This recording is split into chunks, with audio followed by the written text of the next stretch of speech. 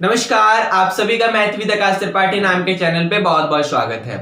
तो आप लोगों ने देखा था कि लास्ट क्लास में हम लोगों ने लास्ट क्लास में हम लोगों ने ट्रिग्नोमेट्री की स्टार्टिंग कर दी थी, जहां पर सबसे पहले तो हम लोगों ने ट्रिग्नोमेट्री का बहुत ही बेसिक देखा था।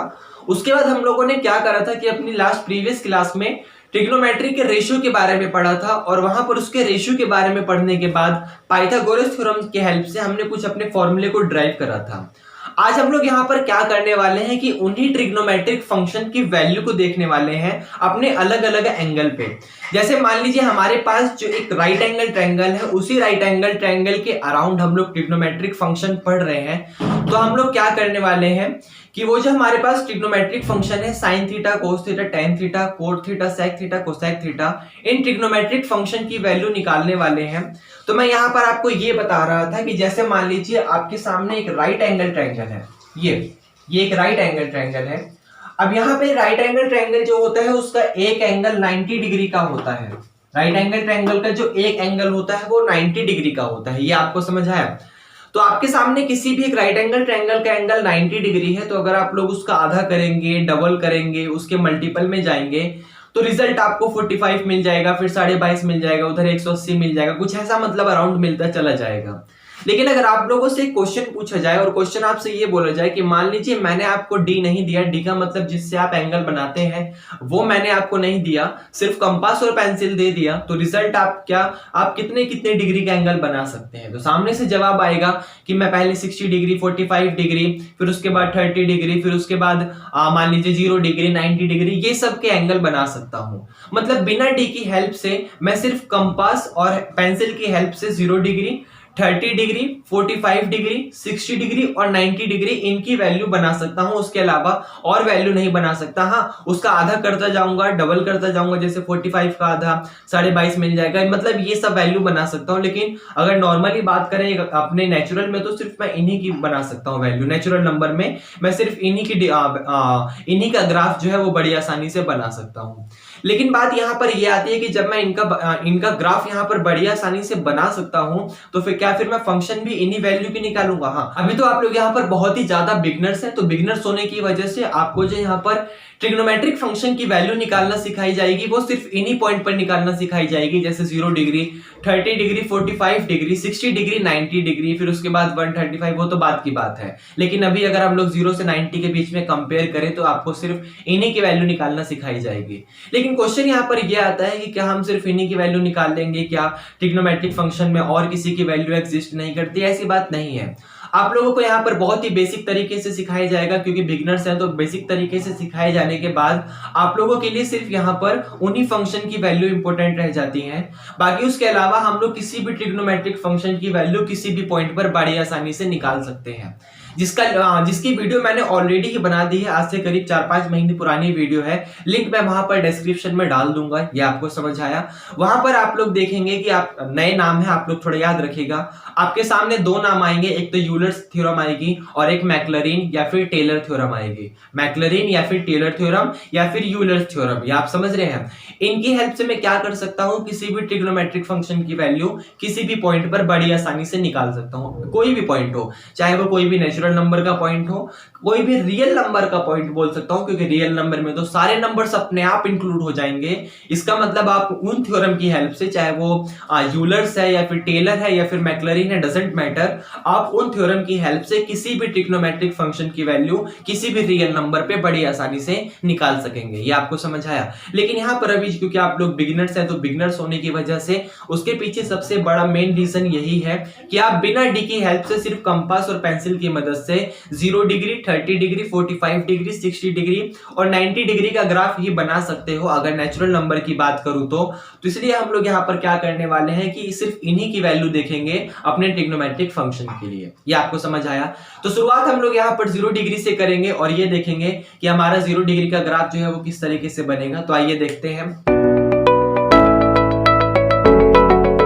मान लीजिए आपके सामने यहाँ पर कोई भी एक लाइन है और इस लाइन ने क्या करा कि रोटेट करना स्टार्ट करा। रोटेट करने का मतलब इसने अपने चारों तरफ ऐसे घूमना स्टार्ट करा और घूमते घूमते आप देखेंगे कि कुछ समय बाद ये पूरा का पूरा एक सर्कल बना लेंगे, क्योंकि सर्कल का मीनिंग यही होता है कि यहाँ पर आप अपने कंपास को फिक्स रखिए। ये आपके पास पेंसिल की नोक है, आपने इतने बीच की डिस्टेंस ले ली जितने रेडियस का आपको सर्कल बनाना था और आपने उसको चारों तरफ मूव करवा दिया, आपके पास एक सर्कल बन जाता है। लेकिन हम लोग यहाँ पर सर्कल नहीं बनाएंगे, डायरेक्ट अपने फंक्शन की बात करेंगे कैसे क्या निकाला जा सकता है। मान लीजिए इस लाइन ने कुछ समय बाद रोटेट करने स्टार्ट किया और वो किसी पॉइंट यहां पर आके पहुंच गई। ये आपको समझ है, मैं दोबारा बोलूंगा। मान लीजिए इस लाइन ने रोटेट करना स्टार्ट किया और वो कुछ समय बाद अपने आकर इस पॉइंट पर पहुंच गई और वो इस समय यहां पर है, इस डिस्टेंस पे। ये भी आपको समझ आया। अब वो वहां से एक परपेंडिकुलर डालेगी अपने ओरिजिनल लाइन पे। मान लीजिए मैंने इसकी नेमिंग कर दी, तो ये पॉइंट O है, ये पॉइंट A है और ये वाला पॉइंट B है। अब क्या करा कि ये जो पॉइंट लाइन आपके सामने AB है, इस लाइन AB ने इस पॉइंट B से एक परपेंडिकुलर डाला यहाँ OA की तरफ, तो रिजल्ट आपको कुछ यहाँ पर इस तरीके से मिलेगा। ये आपको समझ आया। और ये जिस पॉइंट पर टकराई OA से, उसका मैंने नाम दे दिया मान लीजिए यहाँ पर C। ये भी आपको समझ आया। अब आप लोग देख सकते हैं कि यहाँ पर बड़ी आसानी से C पर आपका जो भी एंगल बन रहा है वो 90 डिग्री का बन रहा है। तो मैंने इसकी यहाँ पर लिख दिया कि मेरे पास जो एंगल है वो 90 डिग्री का है। और यहाँ पर O पर अभी कितना एंगल बन रहा है वो मुझे नहीं पता, तो मैंने उसका नाम यहाँ पर कोई भी नाम थीटा दे दिया। Alpha beta gamma delta beta कुछ भी दे सकता हूँ। ये आपको समझ आया। अब आप लोगों को क्या करना है कि मान लीजिए 0 डिग्री पे काम करना है। 0 डिग्री का मतलब आपको ट्रिग्नोमेट्रिक फंक्शन की वैल्यू, जो कि साइन कोस टैन ये वाले फंक्शन है, इनकी वैल्यू निकालनी है आपको 0 डिग्री पे। तो जब आप इनकी वैल्यू 0 डिग्री पे निकालना चाहते हैं तो आप क्या करेंगे? आपको कुछ नहीं करना कि आपके पास अभी एंगल थीटा है और ये तो कंफर्म पता है कि ये एंगल थीटा इस समय 0 नहीं है, क्योंकि आपके सामने कोई भी दो लाइन अगर आपस में कोलैप करेंगी तभी वहां पे 0 डिग्री का एंगल बनेगा। अगर वो कोलैप नहीं करेंगी, दोनों हल्के सी भी, चाहे हल्का सा भी, बहुत ही माइनर सी डिस्टेंस की दूरी पर हो, तो वो 0 डिग्री का एंगल नहीं बन पाएगा। ये आपको समझ आया। तो यहां पर 0 डिग्री का एंगल बनाना है, तो 0 डिग्री के एंगल को बनाने के लिए आप क्या करोगे? आप इस वाली लाइन को और इस वाली लाइन को यहां पर लाके आपस में कोलैप करवाओगे, क्योंकि ये लाइन मान लीजिए अभी यहां पर 45 डिग्री की है, कुछ समय बाद वो नीचे आएगी मान लीजिए 40 डिग्री, फिर यहाँ पे 30 डिग्री, फिर यहाँ पे 20 डिग्री, फिर वहां पे 10 डिग्री, फिर यहाँ पर आते आते वो 0 डिग्री हो जाएगी। तो 0 डिग्री को बनाने के लिए आपको इस लाइन को जो है वो कोलैप करवाना पड़ेगा। ये भी आपको समझ आया। अब यहाँ पर इसको समझिए कि मेरे पास जो ओरिजिनल लाइन है वो OA लाइन है और इस OA लाइन ने रोटेट करना स्टार्ट किया और उसने एक नई लाइन को फॉर्म कर लिया OB। मैंने क्या करा, B पॉइंट से अपना परपेंडिकुलर डाला, जहां पर परपेंडिकुलर पड़ा उसका नाम C दे दिया और ये 90 डिग्री का एंगल बन गया। ये 90 डिग्री का एंगल मुझे दिख रहा था इसलिए मैंने यहाँ पर लिख दिया, लेकिन इस एंगल के बारे में मुझे कोई भी नॉलेज नहीं थी तो उसका नाम मैंने वहां पर थीटा दे दिया। ये आपको समझ आया। अब मान लीजिए हमें क्या करना है कि ट्रिग्नोमेट्रिक फंक्शन की वैल्यू निकालनी है। तो सबसे पहले समझ लेते हैं कि हमारा ट्रिग्नोमेट्रिक फंक्शन क्या होता है। आइए देखते हैं। मान लीजिए हमें साइन थीटा की वैल्यू निकालनी है, तो साइन थीटा का रिजल्ट हमें कैसे मिलेगा? अब साइन थीटा का मतलब होता है परपेंडिकुलर अपॉन हाइपोटेनियस, मतलब sine theta is the ratio of perpendicular upon hypotenuse. अब आप लोग यहाँ पर ध्यान से देखिएगा, बिल्कुल ध्यान से देखिएगा। मान लीजिए मैंने इसी ट्रायंगल को अपने कोऑर्डिनेट पे बनाया होता। कोऑर्डिनेट पे बनाने का मतलब मैं जब एक्स और वाई एक्सिस लेता हूं मैंने वहां पर बनाया होता। आप देखिए मैं इस तरीके से डॉट डॉट डॉट लाइन वाली से आपको समझा दे रहा हूं। मान लीजिए मैंने इस पॉइंट पर बनाया होता, जहां पर ये मेरा एक्स एक्सिस है और ये मेरा वाई एक्सिस है और ये पूरा का पूरा एक सर्कल बना देता। मान लीजिए मैंने इस पे बनाया होता। तो साइन थीटा का मतलब है परपेंडिकुलर अपॉन हाइपोटेनियस, आप लोग देख सकते हैं। और परपेंडिकुलर अपॉन हाइपोटेनियस है, ठीक है, वो तो हमें काफी अच्छे समझ आ गया, लेकिन इसको समझिए। मैं दोबारा रिपीट करूंगा कि मान लीजिए मैंने इस लाइन को रोटेट करने स्टार्ट किया होता अपने इस एक्सिस पे। एक्सिस का मतलब ये मेरे पास ओरिजिन होता है किसी भी चीज का, यहां से लेकर यहां तक मैंने एक डिस्टेंस ली और डिस्टेंस लेने के बाद उसको एक फिक्स लाइन बनाई और उस फिक्स लाइन को रोटेट करने स्टार्ट करता तो मेरे पास रिजल्ट कुछ ऐसा आता चला जाता। ये आपको समझ आया। अब यहाँ पर ये जो आपका OA डिस्टेंस है वो x एक्सिस पर है, तो मैंने मान लिया मेरे पास यहाँ पर O से लेकर A की जो बीच की डिस्टेंस है वो यहाँ पर x है, क्योंकि ये ग्राफ जो है वो x एक्सिस पर बन रहा है, स्मॉल x है, वो आपको समझ आया। और यहाँ पर A से लेकर ये जो पॉइंट C है, C से लेकर B तक की डिस्टेंस जो है वो मेरे पास यहाँ पर स्मॉल y है। ये भी आपको समझ आया, ठीक है। अब आप लोग यहां पर देख सकते हैं कि जो ये वाला लाइन थी आपके पास OA, जो यहां से लेकर OA लाइन थी, वही OA लाइन कुछ समय बाद रोटेट होकर आपके पास यहां पर पहुंची थी। ये आपको समझ आया? ये जो आपके सामने OA लाइन थी, वही OA लाइन रोटेट होकर आपके पास कुछ समय बाद यहां पॉइंट पर पहुंची थी। ये आपको समझ आया? अब ये लाइन मैंने रोटेट करवाकर यहीं तक लाया। अगर मैं इस लाइन को पूरा का पूरा रोटेट करवा देता तो मेरे पास एक सर्कल क्रिएट कर देता। समझ रहे हो ना? इस OA लाइन को रोटेट करवाया, लेकिन ज्यादा ग्राफ थोड़ा रश ना हो जाए, यहां पर आपको कुछ समझना है, इसलिए मैंने सर्कल नहीं बनाया, वरना मैं यहां पर इस तरीके से एक सर्कल भी बना देता यहां पर इस तरीके से, क्योंकि ये OA लाइन रोटेट करती और मैं इसको पूरा का पूरा 360 डिग्री रोटेट करवा देता। आप समझ रहे हैं? लेकिन ज्यादा रश ना हो इसलिए मैंने यहां पर मान लीजिए बहुत हल्का सा बना दिया अभी, और यहां पर इसको रोटेट करवा के सिर्फ यही पॉइंट तक लाया था। तो आप जानते हैं कि ओरिजिन से लेकर जो आपकी हाफ डिस्टेंस होती है सर्कल के टच पॉइंट तक, उसको रेडियस कहा जाता है। इसका मतलब OA की डिस्टेंस अगर रेडियस है तो ये OB की डिस्टेंस भी रेडियस होगी। यहां से लेकर यहां तक आपके पास अनदर पॉइंट होगा, उसकी डिस्टेंस भी रेडियस है। यहां से लेकर यहां तक भी आपके पास कोई पॉइंट होगा, उसकी डिस्टेंस को भी रेडियस ही कहा जाता है। तो यहां पर मेरे पास OA के बीच की दूरी, अगर मान लिया मैंने ये पूरा का पूरा OA का R है, तो ये वाले मेरे पास OB की डिस्टेंस भी कितनी हो जाएगी? R हो जाएगी। ये आपको समझ आया? अब यहां पर आप देखिए, इसको आपके लिए साइन थीटा का मीनिंग होता है परपेंडिकुलर अपॉन हाइपोटेनियस। यहां पर परपेंडिकुलर का मीनिंग आपके सामने y आ रहा है और हाइपोटेनियस का मीनिंग आपके सामने r आ रहा है। ये आपको समझ आया? तो यहां पर परपेंडिकुलर आपके सामने y आ जाएगा और हाइपोटेनियस आपके सामने r आ जाएगा। ये भी आपको समझ आया? बड़ी सिंपल सी मीनिंग था कि साइन थीटा का मीनिंग आपके सामने परपेंडिकुलर अपॉन हाइपोटेनियस है। परपेंडिकुलर का मीनिंग ये y डिस्टेंस आ रही है, और जो ये आपके सामने हाइपोटेनियस था वो एक रेडियस था, क्योंकि इस लाइन ने रोटेट करने स्टार्ट किया था तभी यहां तक पहुंची थी।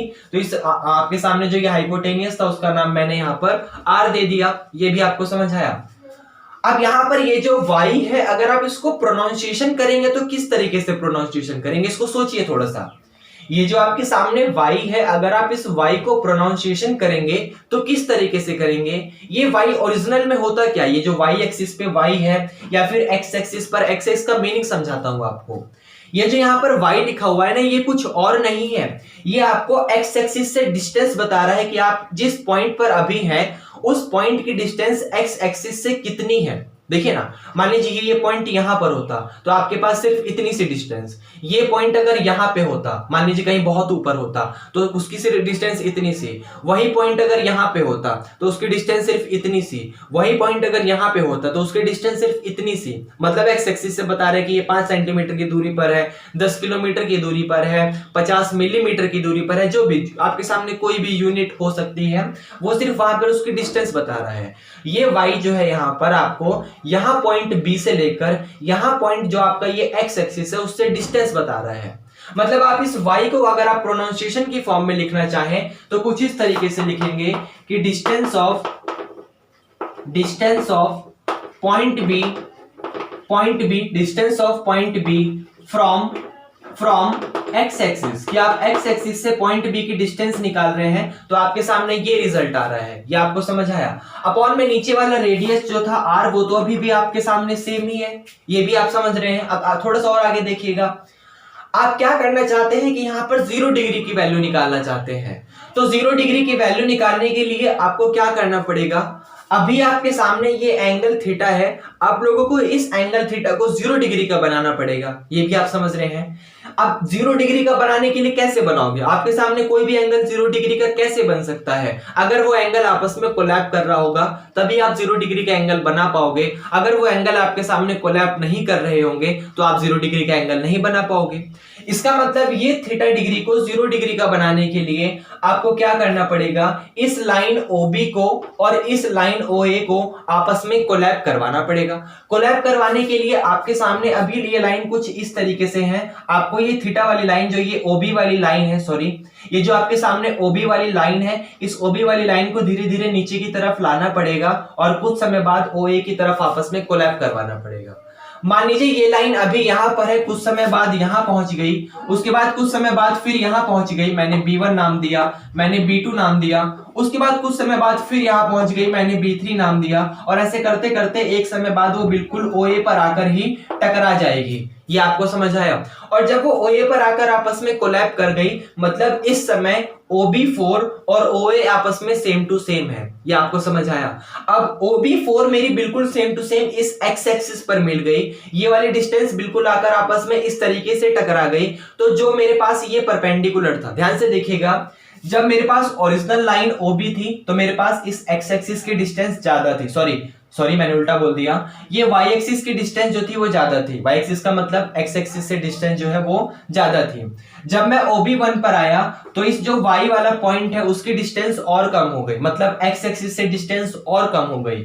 जब मैं OB2 पर आया तो इस x एक्सिस से डिस्टेंस और कम हो गई। जब मैं OB3 पर आया तो फिर से इस x एक्सिस की डिस्टेंस और कम हो गई। और एक समय बाद जब मैं यहाँ B4 पर आया होऊंगा तो मेरे पास x एक्सिस से डिस्टेंस बची ही नहीं, और जब x एक्सिस से डिस्टेंस बची ही नहीं तो मैथमेटिक्स में नथिंग को जीरो कहा जाता है। इसका मेरे पास इस समय distance of point B from x axis जो है वो कितना हो गया, जीरो हो गया। क्यों? क्योंकि मैंने अपनी इस लाइन OB को यहाँ पर OA पर आपस में कोलैब करवा दिया। कोलैब करवाने के बाद मेरे पास जो डिस्टेंस थी पॉइंट B की फ्रॉम x एक्सिस वो इस समय यहां पर जीरो हो गई।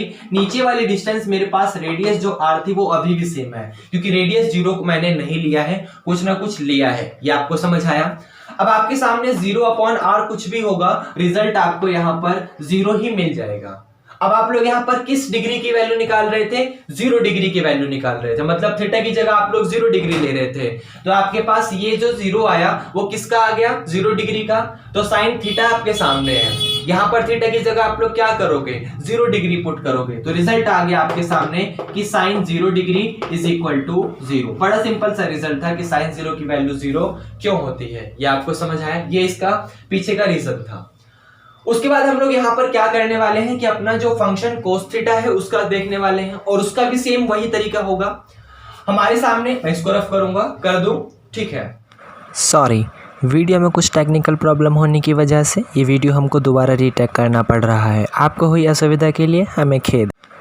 अब हमारे पास यहाँ पर एक लाइन थी, ये वाली, मान लीजिए इस लाइन का हमने नेमिंग कर दी, ये पॉइंट C दे दिया। ये लाइन थी हमारे पास यहाँ पर OC, इस OC लाइन को हमने रोटेट करा, तो रोटेट करने के बाद कुछ समय बाद वो अपने इस पॉइंट OB पर पहुंच गई।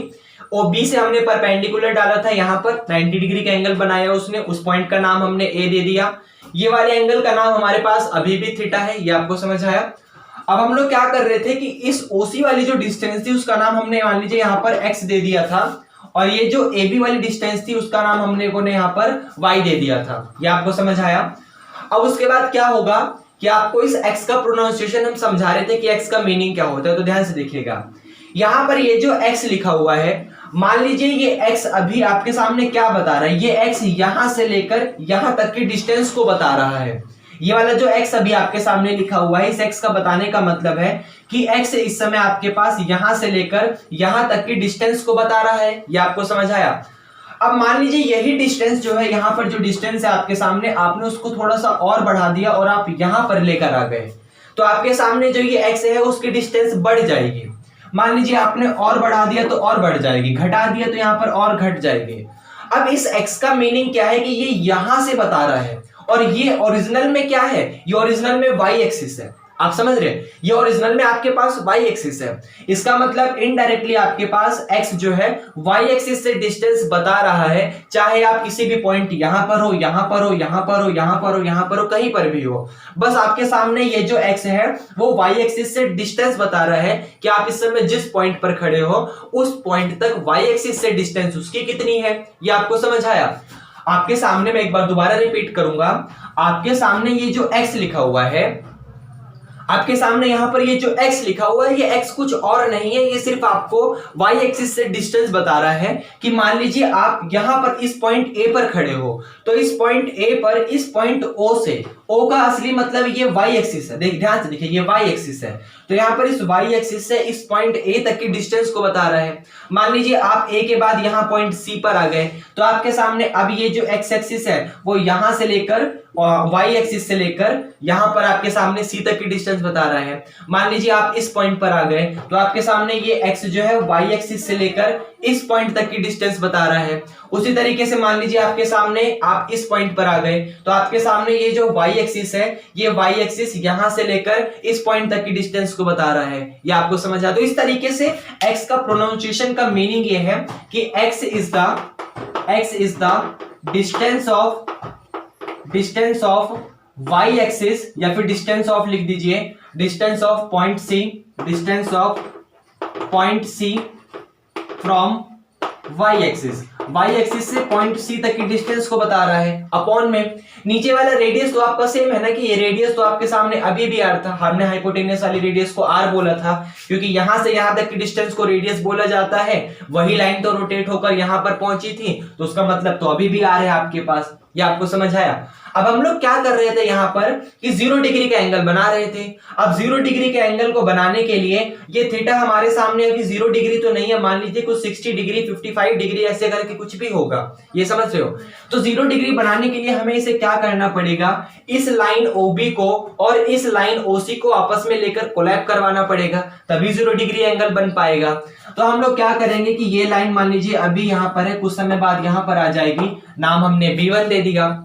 उसी तरीके से एक अनदर लाइन ये थोड़ा और नीचे आएगा तो आपके सामने यहां पर पहुंचेगा, इस पॉइंट का नाम हमने B2 दे दिया। उसी तरीके से फिर यहां पर मान लीजिए पहुंचा, हमने उसका नाम B3 दे दिया, और कुछ समय बाद वो अपने ओरिजिनल पॉइंट C पर पहुंच जाएगा। जैसे ये धीरे धीरे कम हो रहा है, आप लोग देख रहे हो कि आपके सामने ये धीरे धीरे कम होते पहुंचते जा रहा है, और ये जो पॉइंट B था वो अभी B1 पर आ गया, चेंज हो गया, फिर ये पॉइंट चेंज होकर B2 पर, फिर B3 पर, और फिर ये एक समय बाद यहां पहुंच जाएगा। मान लीजिए मैंने नाम दे दिया इसका B4, ये आप समझ रहे हो। और जब ये बिल्कुल यहां पर पहुंच जाएगा तो आपके सामने ये जो रेडियस r थी, क्योंकि ये रेडियस r अभी यहां पर है, कुछ समय बाद ये हो जाएगी, फिर कुछ समय बाद ये हो जाएगी, फिर कुछ समय बाद यहां पर ये हो जाएगी, और फिर कुछ समय बाद यहां से लेकर यहां तक की डिस्टेंस आपके पास ये r हो जाएगी। और x तो आपके सामने अभी भी यहां से लेकर यहां तक की डिस्टेंस है ही है, ये आपको समझ आ रहा है। तो आपके सामने अभी ये x है और अभी भी यही r है, इसका मतलब इस x के ऊपर इस r ने आप बिल्कुल कोलैब करवा दिया।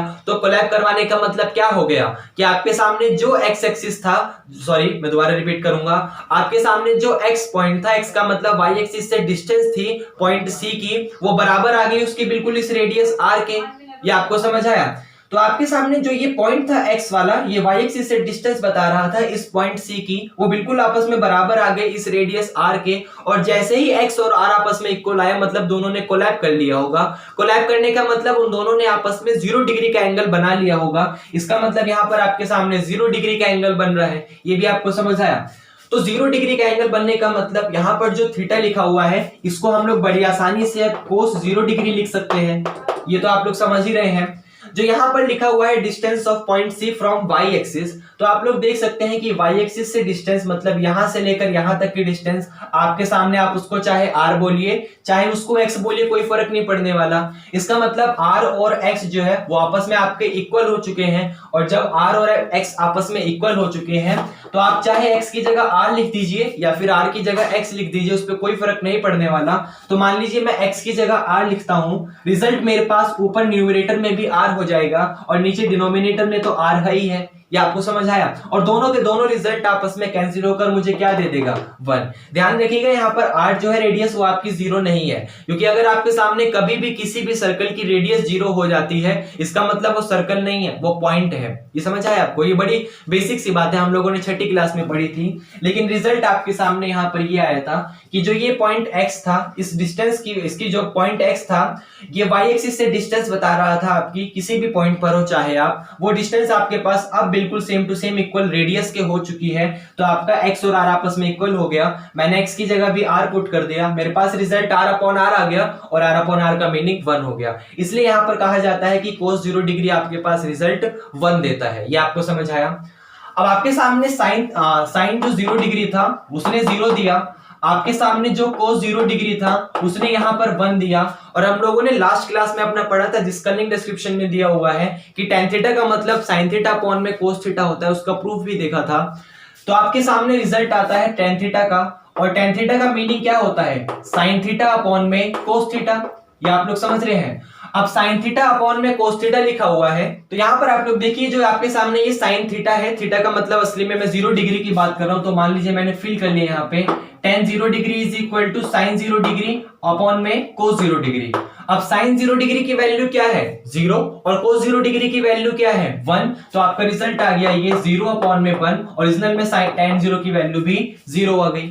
अब मान लीजिए आपके सामने 3 और फंक्शन है, उन तीनों फंक्शन की वैल्यू भी निकालनी है, तो मान लीजिए आपके सामने कोट 0 डिग्री आता है। अब कोट 0 डिग्री को आप चाहो तो प्रीवियस क्लास की तरह कोस 0 अपॉन साइन 0 लिख दो, या फिर आप चाहो तो इसको 1 अपॉन tan 0 लिख दो, कोई प्रॉब्लम नहीं होने वाली। ये आपको समझ आया? tan 0 का रिजल्ट आपके पास 0 आता है, तो 1 अपॉन 0 आपके पास आ जाएगा। अब 1 अपॉन 0 आपका जो होगा वो इन्फिनिटी की तरफ टेंड्स टू हो जाएगा।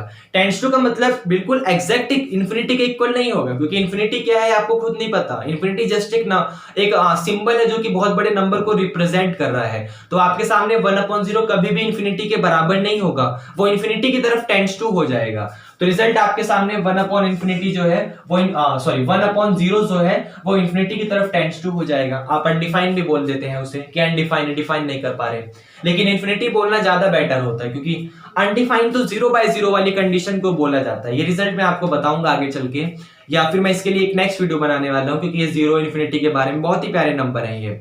1 अपॉन 0 जो होता है वो इन्फिनिटी की तरफ टेंड्स टू हो जाता है, लेकिन जो आपके सामने 0 अपॉन 0 होता है वो अनडिफाइन होता है, उसको डिफाइन नहीं करा जा सकता। लेकिन आपके सामने जो 1 अपॉन 0 होता है वो इन्फिनिटी की तरफ टेंड्स टू हो जाता है। तो रिजल्ट में भी आपको यहाँ पर 1 अपॉन 0 ही मिल रहा था, इसका मतलब ये इन्फिनिटी की तरफ टेंड्स टू हो जाएगा। बाय द सेम कंडीशन आपके सामने sec 0 डिग्री आता है। अब sec 0 डिग्री का मतलब क्या हो जाएगा, अगर आप लोग लास्ट क्लास वाले से देखें तो 1 अपॉन में cos 0 डिग्री मिलेगा। यहाँ पर cos 0 डिग्री की वैल्यू आपके सामने 1 है, तो रिजल्ट आपके सामने 1 अपॉन 1 आएगा, और 1 अपॉन 1 का मीनिंग तो 1 ही होता है। ये भी आपको समझ आया? उसी तरीके से आपको सबसे लास्ट रिजल्ट cosec 0 डिग्री मिलेगा, और cosec 0 डिग्री मिलने का मतलब आपके सामने cosec 0 डिग्री क्या लिख सकते हो 1 अपॉन में sin 0 डिग्री। आप समझ रहे हो, sin 0 डिग्री की वैल्यू 0 होती है, फाइनल रिजल्ट 1 अपॉन 0 आपके सामने इन्फिनिटी की तरफ टेंड्स टू हो जाएगा। इसका मतलब आपके सामने जो भी 6 के 6 ट्रिग्नोमेट्रिक फंक्शन थे उसकी वैल्यू आप 0 डिग्री पर बड़ी आसानी से निकाल सकते हो। ये आपको समझ आया? अगर आपको सिर्फ याद करना है तो सिर्फ 2 की पता होनी चाहिए, साइन की और कोस की, बाकी तो सारी अपने ऑटोमेटिकली निकाली जा सकती है। और साइन और कोस की भी कैसे आई उसका सारा का सारा प्रूफ यहाँ पर था। ये आपको समझ आया? तो बाकी ये आपके सामने यहाँ पर 0 डिग्री का रिजल्ट था, जो हम लोगों ने ट्रिग्नोमेट्रिक फंक्शन था उसकी वैल्यू निकालना सीखी 0 डिग्री पर। बाकी आपको अच्छा लगा तो पढ़ते रहिए, कमेंट करके फीडबैक दो। बाकी मिलते हैं नेक्स्ट वीडियो में। Thank you.